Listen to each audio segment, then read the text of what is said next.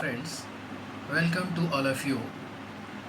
आज हम लोग एक नई सीरीज़ को जनरेट सी लैंग्वेज को सीखने की शुरू कर रहे हैं, जिसमें आप सभी का स्वागत है। सी लैंग्वेज कंप्यूटर की एक उच्च स्तरीय प्रोग्रामिंग भाषा है, जिसमें हम लोग प्रोग्रामों को बनाते हैं। मैं यहाँ पर आपको सी का बेसिक इंट्रो देना चाहता हूँ। सी लैंग्वेज को Bell Laboratories United State of America में विकसित किया गया था। डेवलपमेंट जो हुआ वो 1972 में डेनिस रिची साहब के द्वारा इसको विकसित किया गया। यह 1970 के दशक की एक बहुत ही महत्वपूर्ण प्रोग्रामिंग लैंग्वेज के रूप में उभर के सामने आई। सी लैंग्वेज हम MS-DOS ऑपरेटिंग सिस्टम तथा यूनिक्स ऑपरेटिंग सिस्टम पर उपयोग कर सकते हैं। उस समय सी लैंग्वेज को यूनिक्स ऑपरेटिंग सिस्टम के लिए, जो कि एक मल्टी यूज़र ऑपरेटिंग सिस्टम था, के लिए डेवलप किया गया था। सी लैंग्वेज के हमारे पास विभिन्न तरह के कंपाइलर और इंटरप्रेटर आधारित सी लैंग्वेज के वर्जन्स उपलब्ध होते हैं। आगे जाकर के 1980 के दशक में सी लैंग्वेज में कुछ बदलाव किए गए और इसे एक ऑब्जेक्ट ओरिएंटेड लैंग्वेज के रूप में बी जॉन के द्वारा बेल लेबोरेटरीज में ही C++ लैंग्वेज को डेवलप किया गया। यहाँ मैं आपको कुछ सी भाषा की प्रमुख विशेषताओं के बारे में भी बताना चाहूँगा। सी लैंग्वेज या किसी भी कंप्यूटर प्रोग्रामिंग लैंग्वेज को हमारे पास बांटने के सामान्यतः दो आधार होते हैं।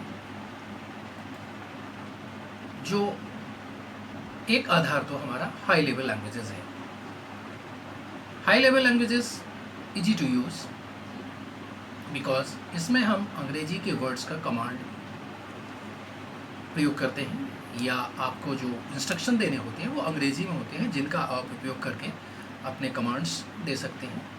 इससे यूजर्स को प्रोग्राम लिखने में या उन्हें ठीक करने में आसानी होती है। साथ ही साथ हाई लेवल लैंग्वेज में हमें कंप्यूटर हार्डवेयर स्ट्रक्चर्स की बहुत ज़्यादा उस पर डिपेंडेंसी नहीं होती।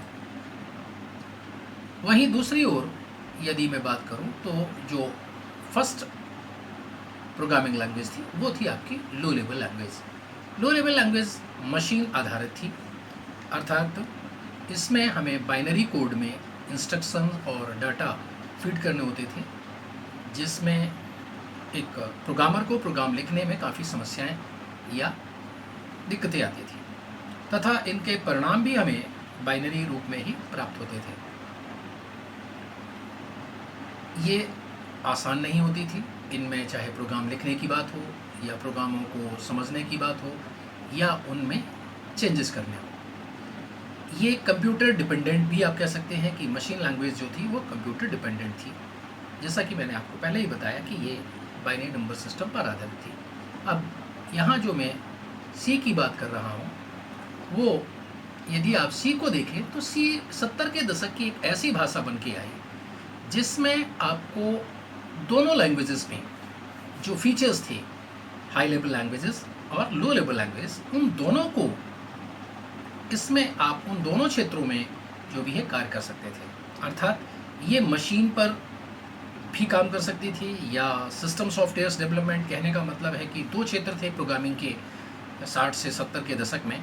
पहला जो क्षेत्र था वो एक एप्लीकेशन डेवलपमेंट का था, जिसमें कि आप हाई लेवल लैंग्वेजेस का उपयोग करते थे। वहीं जो लो लेवल लैंग्वेजेस होती थी वे आप किसी ऑपरेटिंग सिस्टम को डेवलप करना या यूटिलिटी सॉफ्टवेयर डेवलप करना या सिस्टम सॉफ्टवेयर डेवलप करना, तो ये सी की एक ऐसी सी जैसी एक भाषा की ज़रूरत थी जिसमें कि प्रोग्रामर दोनों लैंग्वेजेस के फीचर्स को पा सकें। इसलिए सी को यहाँ पे मैं बताना चाहूँगा कि जो आप ये सी मिडिल में देख रहे हैं, इसी को हम जो मिडिल लेवल लैंग्वेज कह रहे हैं, वो उसका कारण यही है क्योंकि ये हमें हाई लेवल लैंग्वेज की फीचर भी उपलब्ध कराती थी, साथ ही साथ ये लो लेवल पे भी कार्य कर सकती थी, या सिस्टम सॉफ्टवेयर तथा एप्लीकेशन सॉफ्टवेयर दोनों क्षेत्रों में ये डेवलपमेंट के लिए बहुत ही महत्वपूर्ण भूमिका अदा कर रही थी। यहाँ अब मैं कुछ आपको सी भाषा के कंपाइलर्स जो या इंटरप्रेटर के रूप में जो सी है उसके बारे में बात करना चाहूँगा। सी भाषा में जैसे कि आप चित्र में देख रहे हैं, यहाँ अंसी सी, टिरी सी, साथ ही साथ टर्बो सी, ये कुछ कॉमन आपको कंपाइलर्स के नाम बताए जा रहे हैं, जिनके साथ आपको एक कंप्लीट एडिटर प्लस कंपाइलर के रूप में ये सी आपको प्राप्त होती है। अंसी सी को यदि हम बात करें तो इसे अमेरिका में अमेरिकन नेशनल स्टैंडर्ड इंस्टीट्यूट के द्वारा डेवलप किया गया था, जिसे हम अंसी सी के रूप में जानते हैं।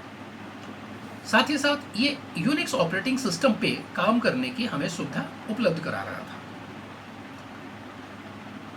टेनेसी जो भी है क्रिएटेड बाय फैब्रिस बेलार्ड, इससे आप कह सकते हैं कि ये जो टेनेसी थी लाइनक्स जो कि यूनिक्स का एक जीयूआई ऑपरेटिंग सिस्टम है, या वर्तमान समय में यदि आप मल्टी यूज़र ऑपरेटिंग सिस्टम के रूप में प्रयोग करते हैं तो आप यूनिक्स को जानते होंगे। ये एक तो फ्री ऑपरेटिंग सिस्टम है, हमें इसको उपयोग करने के लिए कोई रॉयल्टी या इसको डाउनलोड करने या उपयोग करने के लिए कोई पैसे नहीं देने होते। वहीं विंडो के अगर हम अपने कंप्यूटर डेस्कटॉप पे उपयोग करते हैं तो हमें इसके लिए परचेज करना होता है। तो ये टेनेसी जो भी है विंडो, लाइनक्स या यूनिक्स के लिए हम उपयोग कर सकते हैं। वहीं तीसरा जो हमारे पास है वो टर्बो सी। टर्बो सी को आप सामान्यतः स्कूलों में, विद्यालयों में जो बच्चों को पढ़ाया जाता है उनके लिए आप देखेंगे कि ये पहले जब हमारा माइक्रोसॉफ्ट विंडो के पूर्व जो ओएस है वो एमएस डॉस था, माइक्रोसॉफ्ट के द्वारा विकसित किया गया था, इसलिए इसका एमएस डॉस, और ये चूँकि डिस्क में आता था, फ्लॉपी डिस्क पे उपलब्ध होता था, इसलिए डिस्क ऑपरेटिंग सिस्टम कहा गया। तो टर्बो सी डॉस पे चलने वाला एक ऑपरेटिंग सिस्टम जो भी है सी लैंग्वेज प्रोग्रामिंग है। इसे जो भी है बोरलैंड टर्बो सी के द्वारा डेवलप किया गया। तो ये कुछ आपके प्रमुख जो है कंपाइलर थे जिन्हें हम यहाँ पर चर्चा की। अब आइए थोड़ा सा मैं आपको इंट्रो आज इसी कड़ी में देता हूँ कि हम सी को किस प्रकार से, टर्बो सी को हम लोग उपयोग करेंगे और उसे देखने का प्रयास करेंगे। यहाँ आप डेस्कटॉप पे मेरे देख पा रहे हैं टर्बो सी प्लस प्लस, चूँकि ये सी और सी प्लस प्लस दोनों प्रोग्रामिंग लैंग्वेजेस के लिए उपयोग किया जाता है। हम जब टर्बो सी को ओपन करते हैं तो हम यहाँ विंडो से डॉस मोड में जाते हैं, जिसे विंडो ऑपरेटिंग सिस्टम पे रन करने के लिए डॉस बॉक्स एक विंडो पर इस तरह के प्रोग्राम बनाए गए हैं कि आप विंडो ऑपरेटिंग सिस्टम में रहते हुए इसे रन कर सकें। तो ये आप इसको टर्बो सी का जो ये या टर्बो सी प्लस प्लस का जो ये एडिटर है, इससे आप दोनों चीज़ों के लिए प्रयोग में ला सकते हैं। पहला तो आप कह सकते हैं कि ये हम इसमें सी के प्रोग्राम्स भी लिख सकते हैं और चाहें तो सी प्लस प्लस के भी प्रोग्रामों को लिखा जा सकता है। ये आपका एक एडिटर है जिसमें आपको यहाँ पर ऑप्शन जो है file, edit, search, run, compile, debug, इनमें से हम फाइल में जाते हैं। न्यू ऑप्शन का आप उपयोग करेंगे तो फाइल में आप जा करके न्यू फाइल लिखते हैं। यहाँ आपका no name 00.cpp, cpp is the extension of C++। यदि आप किसी फाइल को C++ के लिए लिख रहे हैं, किसी प्रोग्राम को C++ के लिए लिख रहे हैं तो आपका फाइल सेव होगा C++ से। लेकिन यदि आप C के लिए सेव कर रहे हैं तो आपको ध्यान देना होगा कि आप जब सेव एज कीजिए तो आपको जिस फोल्डर में सेव करना हो अपनी फाइल, जैसे कि सपोज दैट मैं प्रोजेक्ट फोल्डर या सोर्स फोल्डर में, यहाँ मैं प्रोजेक्ट में लेता हूँ और ये आप देखेंगे यहाँ पर ये कुछ C++ की फाइलें पड़ी हुई हैं, तो यहाँ इन्हें हम सेव कर सकते हैं a1.c। अगर हम C का बात करें तो हमें a लास्ट में एक्सटेंशन जो भी है वो .c देना चाहिए। तो हमारी आप फाइल का नाम देखेंगे, ये रूट पहला /root directory, turbo C folder के अंदर प्रोजेक्ट फोल्डर, और प्रोजेक्ट फोल्डर के अंदर हमारी a1.c फाइल का नाम हो गया। अब आप इसमें जब भी जो प्रोग्राम लिखते हैं उस प्रोग्राम को आप लिखेंगे, लिखने के बाद उसे आप फिर से फाइल के द्वारा F2 फंक्शन की या सेव मेनू पर जाके क्लिक करिएगा तो आपका सेव हो जाता है। साथ ही साथ यदि मैं बात करूँ रन करके प्रोग्राम को, तो हमें ये प्रोग्राम का कंपाइल मेनू आप देख रहे हैं। प्रोग्राम को हम कंपाइल इसलिए करते हैं कि जो हमने यहाँ कोड लिखा है उस कोड को हमें मशीन कोड में बदलना होता है। तो हम इसको कंपाइल जब करते हैं तो ये कंपाइल करेंगे और प्रोग्राम में जो आप हेडर फाइलों का प्रयोग करेंगे वो उनको उस हेडर फाइलों को भी लिंक करेगा।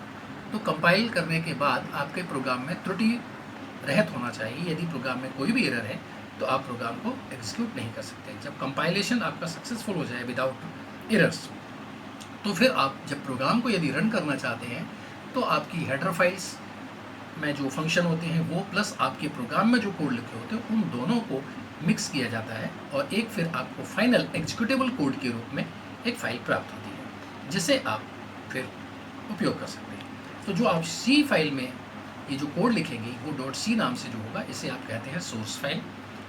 कंपाइल करेंगे तो कंपाइल करने के बाद आपके पास एक ऑब्जेक्ट फाइल उसी सोर्स नाम से a1 अगर मेरा नाम है तो a1.obj एक फाइल क्रिएट होगी जैसे आप ऑब्जेक्ट फाइल कहेंगे। तत्पश्चात जैसे ही हमारी वार्निंग या एरर समाप्त हो जाएंगी तो फिर हम उसको रन करने के लिए जब जाते हैं तो हमारी एक a1.exe नाम की फाइल क्रिएट होगी जिसे आप कहेंगे ऑब्जेक्ट फाइल।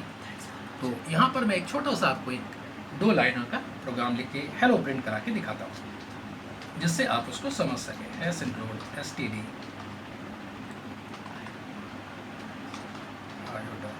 h। यहाँ आपको ये ध्यान देना होगा कि ये सभी लेटर्स आपके केस सेंसिटिव हैं।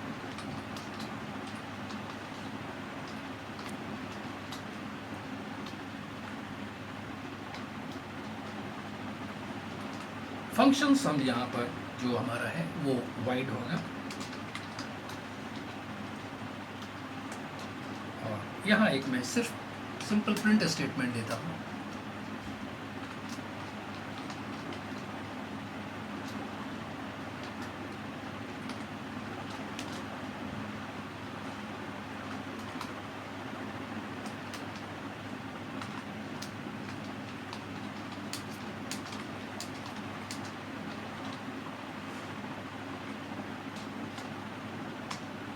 यहाँ मैंने एक जानबूझ करके मैं गलती छोड़ रहा हूँ जिससे आप इसे समझ पाए।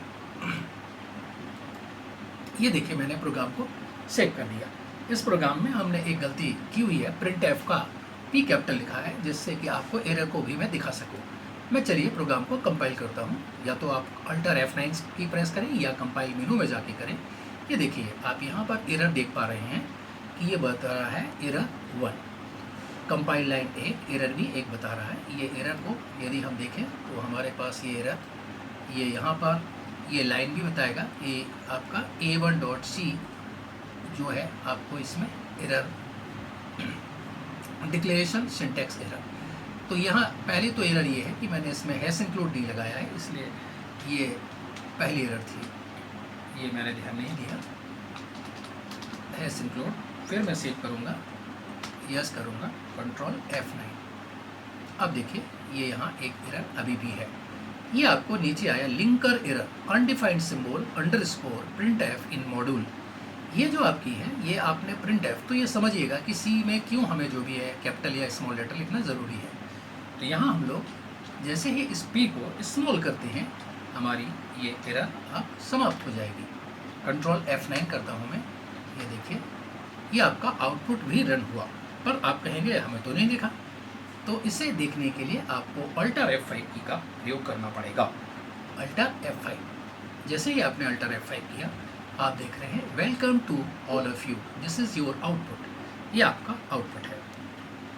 इसके पश्चात अब यदि यहाँ पर मैं इस सेमी कॉलन को कॉलन कर दूँ तो आप देखिएगा हमें, यदि हम थोड़ा से भी मिस्टेक करते हैं तो ये हमारे साथ फिर से एक एरर होगी।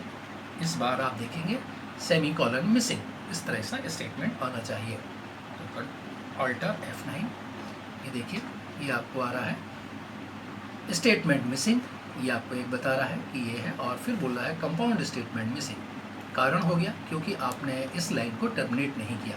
तो आपको यहाँ पर कि कंपाउंड ये बोल रहा है, करली ब्रैकेट भी नहीं है, तो करली ब्रैकेट हमने बंद किया है। हम देख रहे हैं जितने ओपन होंगे करली ब्रैकेट उतने बंद भी होना चाहिए, लेकिन हमने क्या किया है सेमी कॉलन जो भी है जो देना था स्टेटमेंट को वो ना देके कॉलन दे दिया था। तो इसलिए हमने इसे फिर सेव किया, चेंज किया पहले प्रोग्राम को, और अब हम एक साथ कंपाइल कर रहे हैं।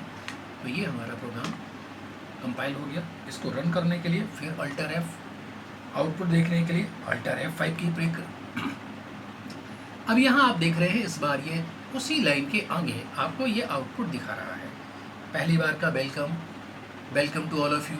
सेकंड बार जब रन किया फिर आया welcome to all of you. Third time run किया तो फिर आपको डिस्प्ले हुआ welcome to all of you. ये इसलिए हुआ क्योंकि आप स्क्रीन पर जो मैसेज है कर्सर जहाँ होता है उसके आगे ही आउटपुट प्रिंट करेगा। तो इसे रोकने के लिए आपको क्या करना होगा, आप इसको क्लियर स्क्रीन करें। तो यहाँ जो क्लियर स्क्रीन देते हैं वो उसका कारण है CLR ये आपके conio.h हेडर फाइल का फंक्शन है, इसलिए मैंने पहले से ही इसमें हेडर फाइल conio.h को इंक्लूड कर रखा है। अब ये आप अल्टर F5 से आउटपुट देखें। अब आपका स्क्रीन पहले क्लियर हुआ, फिर आपको ये आउटपुट डिस्प्ले हुआ। तो आज के लिए आपको ये C प्रोग्राम को इस तरह से आपने यहाँ किया। इसे अब आप बंद करेंगे। इसे आप बंद आपको इस वीडियो को देखने के लिए थैंक यू। अगले वीडियो में हम लोग फिर किसी दूसरे प्रोग्राम को, अगले टॉपिक को चर्चा करेंगे।